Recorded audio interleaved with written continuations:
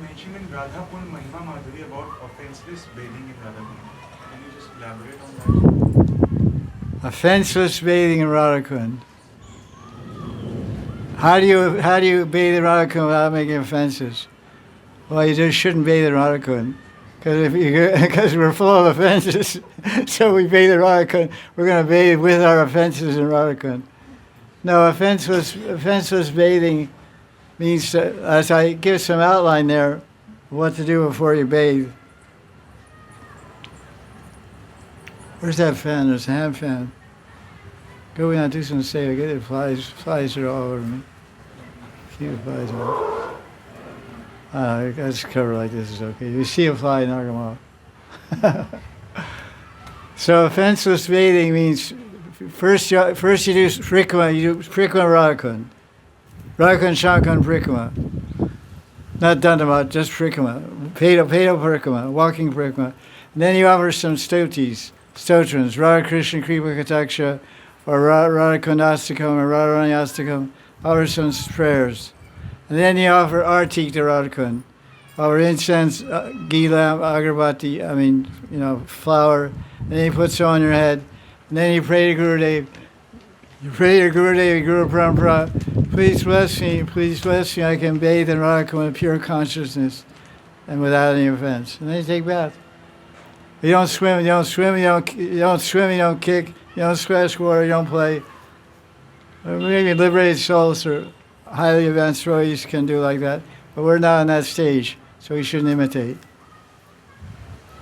I see some Babajis, they swim back and forth across Radha Kund, and they're kicking in Radha Kund, and that's okay. I'm not them. I take the low path. Because their guru has given them permission to swim there, so they're swimming there under the guru's permission. They're not acting independently. But I didn't ask my Gurudev if I could swim there because I never thought it crossed my mind. I thought, this is not a place for swimming. Why should I even bother asking him?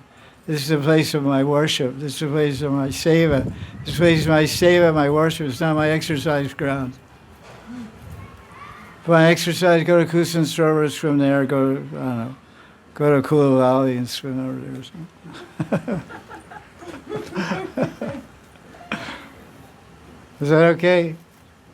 There is a mantra mentioned, Shrim Brahm Radhikai Swaha. So, do we have to chant that before entering? You only can chant mantras you receive from Guru. I mean, those are bija mantras.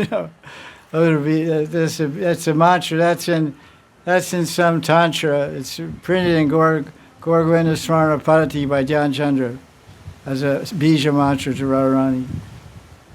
Because Rim is Shakti, for Shakti, for Durga also Rim, Shrim Rim, Radhika Swaha. But the Guru tells you to do that, otherwise, just Suti's prarthanas. Radhakanatas Goswami, Radhakanasakam is perfect. Perfect. What better can you get? And Krishna's Kaviraj has a Radhakanasakam also. Krishna's Kaviraj, they both lived here for 30, 40, 50 years. Krishna's Kaviraj, Radhakanatas, and Radhakanasakam, Radhakan, Shamakam, what better prayers are there? Or you can read Govinda Lilamrita. Krishna's Kaviraj Dasakam is in Govinda Lilamrita in Madhyan Lila. It's part of Govinda Lilamrita. It's a prayer to Radha Kund by Krishna's Kaviraj. So some songbooks, like Gaudiya Math's songbooks, it's extracted, and the song is there. It's extracted from Govinda Lilamrita.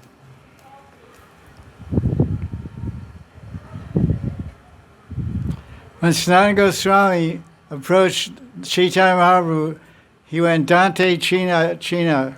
He approached him with a straw between his teeth, lying at his feet. Total submission, Atma Samarpan, Mantan Dan Guru Samarpan. He completely surrendered. He put a straw between his teeth to symbolize humility and absolute surrender. So that picture we should have in our mind when we bathe in Radha Kund. We'd lie on the banks of Radha Kund, Dandavat, and think, I'm surrendering, I'm just a straw in the street. Please bless me, Radharani.